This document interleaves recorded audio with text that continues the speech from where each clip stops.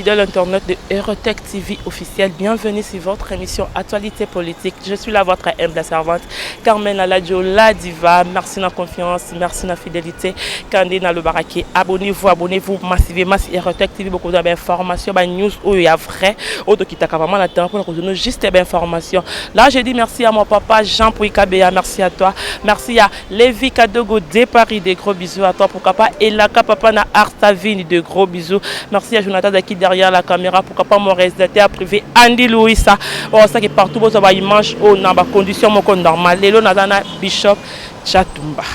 On a poté au bengingo ba beti. Oh en hôpital. Na lelo nazana yé moko na plateau nanga. Bonjour.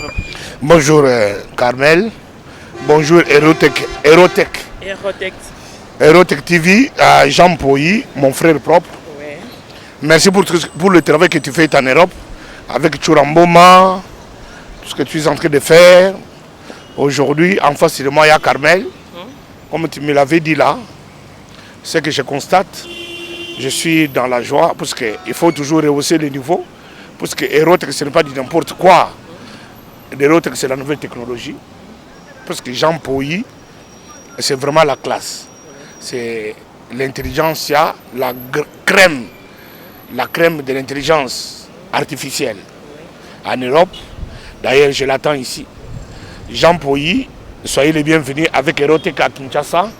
Charismatique vous a déjà précédé sur le terrain. Je suis en train de préparer votre arrivée. Vous aurez de la place, vous avez de la place, et vous en aurez de la place. Ok, merci beaucoup. Comment tu vas? Non, en plus grande forme, en très grande forme, puissant comme toujours. Je suis rentré au Congo pour préparer l'avènement de la 5e République avec Félix Tshisekedi Tshilombo, avec son directeur de cabinet, le faiseur du roi, Vital Kamerhe Lwakani King, d'où je suis le géniteur. Moi, je suis héritier de Vital Kamerhe Lwakani King, l'héritier spirituel. Je suis l'incarnation de Vital Kamerhe. Tu vois, c'est ça ce qui fait ma différence avec plusieurs personnes. Le Congo d'aujourd'hui, le Congo de demain et le Congo d'hier. D'hier avait besoin de Kamerhe parce que c'est lui le faiseur des rois. D'aujourd'hui, on a besoin de Kamerhe parce que c'est lui l'intelligence. Demain, ça serait Kamerhe parce que c'est celui qui a des projections de 20 ans. Nous avons pris le pouvoir, Félix Tshisekedi avec Vital Kamerhe pour 20 années. 20 années 20 années. Je le précise, je le dis. 4 mandats. 4 mandats. 2 fois Tshisekedi, 2 fois Vital Kamerhe. Wow. Ah, nous sommes là pour 20 ans. Moi, j'ai 52 ans aujourd'hui. Tu ajoutes 20 années, 72 ans. Oh. En plein pouvoir. J'aurai encore toute ma force pour servir ce pays. Et je vais servir ce pays à côté de Vital Kamerhe, à côté de Félix Tshisekedi pour 20 années. Voilà pourquoi je lance un appel à mes frères qui sont dans la diaspora, plein dans la distraction. Vous croyez que les trains peuvent reculer? Les trains, lorsqu'ils démarrent, ils ne s'arrêtent que sur la gare. Ils ne reculent jamais. Mes frères, vous pouvez vous tromper. Vous pouvez mettre la confusion dans vos têtes, croyant que nous avons pris le pouvoir pour vous le laisser. On ne va pas le laisser aujourd'hui. Nous en sommes là pour 20 ans. Ça, c'est pour Kamerhe et Félix Tshisekedi. Mais vous oubliez que Kamerhe risque d'engendrer. Tshisekedi risque encore d'engendrer. C'est pour nous sommes là pour beaucoup d'années. Voilà pourquoi je demande à la diaspora, ressaisissez-vous. Ressaisissez-vous. Ressaisissez-vous. Ressaisissez-vous. Ok. Maintenant, on parle pour le gouvernement. Jusqu'à maintenant, le gouvernement Ezobimate, éviter parce que pour gouverner 20 ans, comme tu as dit. Maintenant, jusqu'à maintenant, le gouvernement Ezobimate. Après, tout le monde bâti à Zonga Lissous. Non, gouvernement Ezobimate, il ne faut y aller, ni il faut y aller l'autre. Nous sommes dans un pouvoir de coalition. Ouais. Quand il y a coalition, il faut d'abord mettre ensemble la vision diamétralement opposée, FCC et Cash. Ouais. Il faut converger, regarder à la même direction, faire taire les échos pour avancer dans les pays. C'est ce qui a fait que toutes ces tractations, ça traîne et ça patauge. Mais en même moment, le gouvernement actuel, il y a Tchibala qui est encore Premier ministre mais démissionnaire, il y a Vital Kamerhe qui est déjà en fonction, il y a le président Tshisekedi qui sont déjà en fonction. Nous sommes en train de voir toutes les réalisations sans gouvernement à Mokoyo. Pour la première fois dans l'histoire de la RDC congolaise, tout le monde a dit que le gouvernement est athée, mais la réalisation, depuis que je suis né et grandi à Kananga. Dans ce qui est Chikapa, pour la Kinshasa, un mois na balabala. Les lots tokomi, tokoti na avion, tokoti na mutuka, toseli 13 heures au lieu de 1 mois de camions. C'est-à-dire que c'est sans gouvernement. Alors, gouvernement, et Koyanango, Tozo Zelango, puisque c'est une république, ce n'est pas un royaume, il doit y avoir le gouvernement pour la gestion quotidienne du pays. Mais s'il y a une bonne volonté politique, on peut gérer le pays comme on est en train de le gérer sans gouvernement. Les choses peuvent avancer. Les choses sont en train d'avancer. Les gens attendent que Misaleya, c'est ça la clé. Il y a un gouvernement, tout le monde en place pour Misaleya. Parce que la plupart des investisseurs, le gouvernement est bada pour l'investissement. Bazan a raison. Mais il y avait des préalables. Préalables, ils ont dit que FCC en face de la mission, ils ont la majorité. Majorité à FCC, ils ont exigé que le Premier ministre doit sortir de la majorité parlementaire, comme dit la Constitution. Il y a un Bachaki Ilou Kamba. En même temps, il faut faire le partage du pouvoir. Tout ça, ce sont des tractations. Alors, le partage du pouvoir, il fallait maintenant que, après partage à ministère, il fallait les animateurs des ministères. Il y a une place de ça qui problème. Puisque le peuple congolais dans son ensemble, et l'on a monté dans Mobutu, et l'on a monté dans Kabila père, et l'on a monté dans Kabila fils, bilongiwana peuple congolais a l'unité. En plus, Batouana Babomi Mboka, le Boko est Koufi, et c'est pour la bilongiwana. Quand ils viennent pour acheter des maisons, ils viennent pour envoyer les 4e, 5e femmes en Europe, ils ont moi ça mine. Aux autres, ils ont des combattants. Ce que moi ça mine. D'abord, comment que pas une fois par mois. Azana Kisasa. Si vous avez un peu de Kisasa, vous avez un poto. Vous avez un banane. Alors, c'est comme ça que Batouana, peuple, a dit que tout na bangote. Yango dans cette même dynamique, Baati Lukwebo a se ressaisir. Mieux vaut tard que jamais. Il a compris que Baninga Nanganyo Soyo, mon côté a sa volonté que le pays ait démarré. Mon côté a sa volonté que le pays ait démarré. Tous, ils veulent mettre ce pays à genoux. Puisque Baati Lukwebo, na FCC na Bango, c'est la grande force. Plus de 100 députés nationaux. C'est une force. Regroupant mon côté, na la plateforme électorale FCC, Azana ba député le Baati Lukwebo. Bayo qualité pour un partage de mon pouvoir parce que Baati Lukwebo Bango, a comme premier ministre, Babo Yelaki. Aliko Senga Bango, na comme président Sénat, Babo Yelaki. Babi Tokopé sur président Sénat, Tokopé sans Tamboumamba. Mais Tamboumamba, Batosa Kobosana. Tamboumamba, Azal unique Moutou, depuis l'histoire à Congo et Banda, a terminé à la force du monde, Andima, qui a habité, Andima Kabouma Batou. Attends, Jean-Pierre Mbembe, Moutali, M. Laba Pigme, a tiré qu'on dimaté. Mais Moutali Bosso, na histoire à Congo, a terminé à la face du monde. À abattre Andima, que armée naïe, ils ont abattu un avion. Un avion est au bord. Oh, je sais qu'on va survoler le secteur de l'académie Bakindu, Baboumango et Kouya, avec 147 personnes à bord. L'unique Moutou, sans enquête, sans procès, sans mandat, a terminé la force que nous venons d'abattre un avion qui survolait l'espace dont nous détenons l'autorité. Vous comprenez? Andima yango la force du monde. Batouana basaki ba poukoute, basaki ba mboite, basaki ba tout. Batouane parce que les personnes civiles et ceux qui étaient militaires. Tu es d'accord avec Bahati alors? Il y a un peu de Bahati à terme avec Mouton Boye.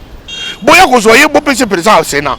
C'est-à-dire que vous empêchez que le Sénat n'abisoyo et ça la représenter à l'international. Parce que ce monsieur, il a des convocations à l'international, des condamnations à l'international. L'international, c'est un problème.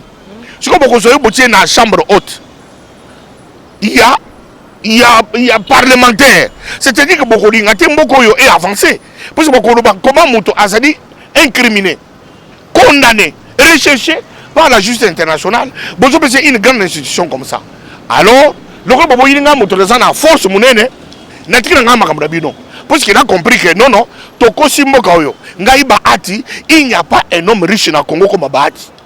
Bahati Lukwebo, c'est un homme riche, immensément riche. Le Congo nous a tout donné. Mais nous avons dit ce peuple pauvre. Bateau bakomi ba pauvre. Na kodingate na continuer ko diriger bango na pauvreté na bango, mieux vaut na sukuri maboko. Na sukuri maboko na sukuri na kewapi. Tractation ezali po akota na cash. Mais cash ezali ngo blanchisserie te. Ya ko sokola bato. Mais cash ezali plateforme. Oh ezali composé na UDPS na UNC. Ceux qui montoyer à s'incliner na organisation la biso. Toko yambaye parce que c'est un Congolais. Ceux qui ba ataye, toko yambaye mais levé aye na biso to yambaye pour tout ça le musala ensemble. Mais yango chiko bato FCC ba komi kolela parce que ceux qui ba ata longwe. Conséquence c'est ça nini. FCC la minute au bazar na 350 députés. Ce qui fait la majorité parlementaire. Oui, ceux qui kaka ba ata longwe na 100 na ye ba komi na 250. Ba moko majorité bango ekufi. Fait que on va komi séparer. Ah mais c'est la politique. La politique, c'est les intérêts et les accords. Ceux qui ont intérêt, n'a pas accord, et c'est converger vers la même direction, beaucoup se séparent. Batou babalana, badabi pour les meilleurs et pour les pires, badjan badians, bakabona, babotibana. Kaka batou c'est politique. Politique c'est les intérêts. Ngana soko mo ke batou bako c'est comme un procès. Politique est en politique to ko bona bi. Parce que déjà travaille déjà na Kabila non, batou baza contre batou travailler Kabila bazonga liso na travailler. Mais mon toi travaille na Kabila soko boyi Kabila. Abi Kabila sont présentés.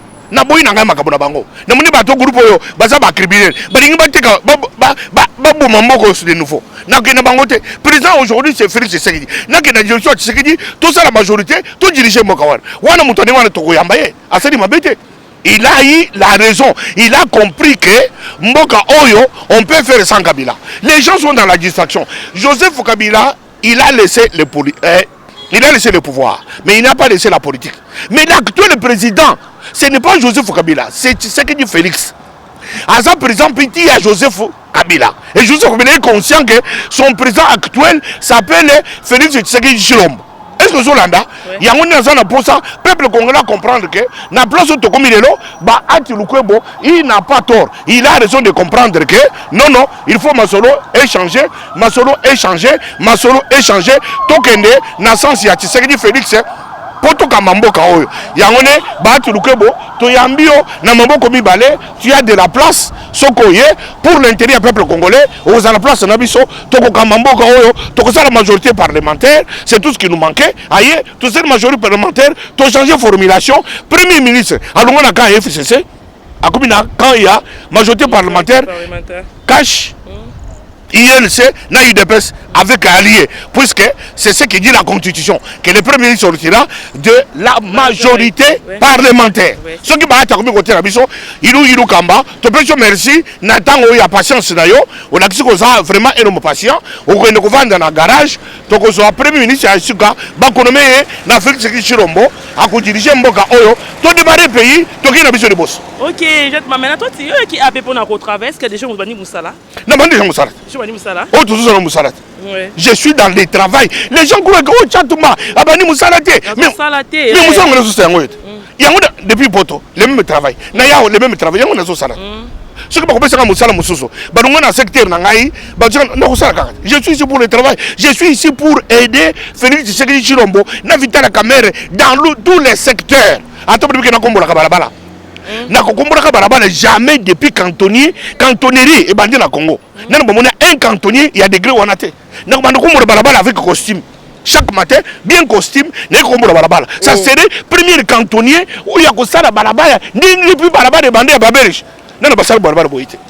Ah parce que quand je parle au micro, je parle comme personne n'a parlé parce que je sais que c'est tout ce que je sais faire mieux. Je parle. Ce que je peux Moussala Moussoussou. J'en ai des compétences. J'en ai une compétence. Parce que napoto balobi ke jatumba ay napoto ba betio ba façon finga bango napoto boke chokoko mapoto te mais ba belinga ki ba betu napoto miko kama nga nzanja tumana ki ba individu na ba indigène ya poto oyo basa kovanda po basaka na pouvoir ya peuple congolais bango tina soka chatumba bakozala mal à l'aise batu wana basali ko continuer ko harceler ko peuple congolais de la diaspora, Koko Sabango que Joseph Kabila ici est le président de la République pour empêcher que la diaspora ba yawate. Diaspora na zo ebisabino, bon na ba indigène on individu wanate. Bato basokola kaka na 18h depuis tongo atambodi ameli cigarette ameli lo pipi ameli lo toko ameli ageni mai na poto za ofele asokolite aller en désordre akomi nzoto buru buru buru buru buru alors bato ninga buru ko bangote chatu ba kotikala ko beta mate na mutu moko te abeta ngai mutu moko te akobeta ngai mutu moko te akobeta ngai un jour tango na kozonga na poto Carmel au côté de l'aéroport, Yanjili avec caméra. Nakoti, nakomi kuna. Jean Paul ayi l'aéroport avec caméra. Mutu nyonso akoke chatu mazongi. Nakozonga na butute, nakozonga na kobanga mutute, natakala kozana poto mutu moko atikala kobeta ngai azati. Mutu pe akobeta ngai azati, akotikala kobota mate pe akotikala kozala te. Bana poto, soki boza kozela ba kobeta chatu. Mutu boza ko préparer pour aya kotemela nga na nzela, boyebake Mikorone kozali ya kotanga na se ya mokili. Alors écoutez le conseil matin, bolo tangote ata na ndoto na bilote, boka ni sangote na zalaka na poto avec le même discours. Ce qui m'étonne. J'ai parlé de la même façon. Comme je parle comme ça, c'est comme ça que je parle en Europe. Moi je dis avis de changement. Oh tu as tout depuis comme nakini. Comme nakini je parle de la même façon. Ba comme oh tu as tout besoin ya. Est-ce que la poto betinga te? O comme tanga chikoyo na comme na pouvoir. Chato parce qu'il est sans pouvoir. Individu, au comité, je beaucoup de Satan, chato m'a pouvoir, au Kosoka, au Komakout, au Komakout na rayon en Haïti, d'abord on a la boxe. Mais on a un autre. Est-ce qu'on a un boyo, on a un moi aussi na yo? Yo il peut dans zéro boye, au côté de Joe boye, le chato ma, mais au Sagadate, au Kobeta, le rôle à moi. C'est que bien avant moi. Baba d'abord besoin de internet. Mutuba akoya pété azate akoya pété mutu nyonso apoto ebi pananga aibi adresse nangai na kokenda komi na ndako na vandi na tamboli na le na medi na zisi makambo na za nango na zoki pe na kini mutu akosala nga pe rien bate ko bongi se no babo tisa chatu mo moi si na yo ata na poto ata moi si ozane na ndako ko betiti ba kanga yo me kaka tata mo bimbo boye obeta ye ozana mbomoyi. Ça va pas na ba raison parce que yo fingi bango trop. Na fingi te na bi vérité. Ko ba ke bato bazama de poli bazama de éduquer. Mutu azo finga chef de l'état congolais, chef de l'état élu démocratiquement. Yo zo tellement qui t'a donné le pouvoir, ozo caméra au police, on m'a dit ko finga chef de l'état. Qui t'a donné cette permission? Et puis ozo finga na makambo politique te. Ozo finga makambo ya nzoto, makambo ya famille na ye, ça n'a rien à voir avec la politique. Toi tu crois que tu vas te laisser? Soko muni mutu baza na poto azo kotela bato bazo finga chef de l'état yeba ke bato wana baza bato mal éduqué chef de l'état basaka na kanete c'est une institution de la République. On appelle le président de la République Félix Tshisekedi Tshilombo. Il est là avec Vital Kamerhe Wakanyingi pour 20 ans. Bokodo Kamitou. Ok, j'ai trouvé baza pour 20 ans. C'est que pour 20 ans c'est trop hein, 20 ans c'est trop. OK, tu as quel âge maintenant? Moi j'ai... L'âge que tu as là, oui. Même si tu as caché, mais ça se voit sur ton visage, plus de 20 ans. Ah voilà. Ok, un mot de la fin. Mot de la fin, je salue Tshilombo Imbattable, je salue Papi Gene, tozo solo déjà na kini. Papi Gene azo déjà na kini, aya kota na charismatique chatumba, tozo solo déjà. Alors, bosala musala kitoko, bana yo sapoto, bona na ba indigène na ba individu bazoko sabinoté. Awa situation est très calme. Félix Tshisekedi azana contrôle ya mboka.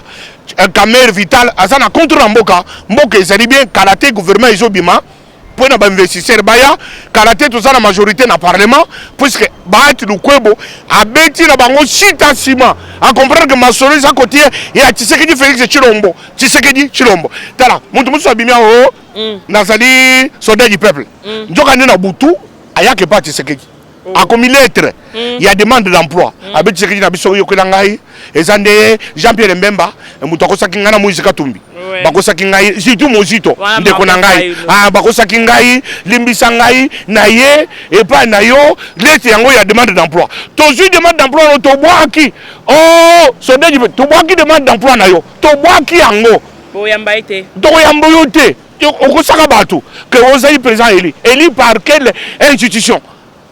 L'église catholique, je ne connais pas cette histoire de son élection.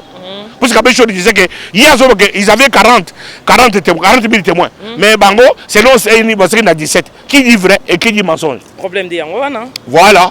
Il y a un émotique à Bango, Batouana a gagné Congo T, Awa, Mboka Oyo, et Zé Mboka Lumumba, et Zamboka Djangenda, et Zamboka Siboki Mbangu, Yoko gagné Yango T. Nandenge ya N. Biso to sangana Congolais, to sangana bikolo, to sangana ekolo te que yo ekolo. Donc on a tout ekolo na ko. J'ai envie de faire ça. Mais comment c'est qu'on so makamba bikolo yukuti wapi? Mulimo mabe, mulimo pelengendu, to buya ngona kata Kisasa. Merci. OK. Merci à toi la kina Bishop Jet Mbaita ba propre naie ou harmonie qui attend ba remarque to ba reproche. Ça va na pour na recommencer. Là j'ai dit merci à mon papa Jean Pouika, Béa de J, merci à Jonathan Daki derrière la caméra, pourquoi pas mon réalisateur Andy Louisa, merci à Elaka Papa na Arsavine, de gros bisous à toi, pourquoi pas Lévi Kadogo de Paris, de gros bisous. Quant à moi Carmen Radio, on se voit sur un nouveau numéro, bye.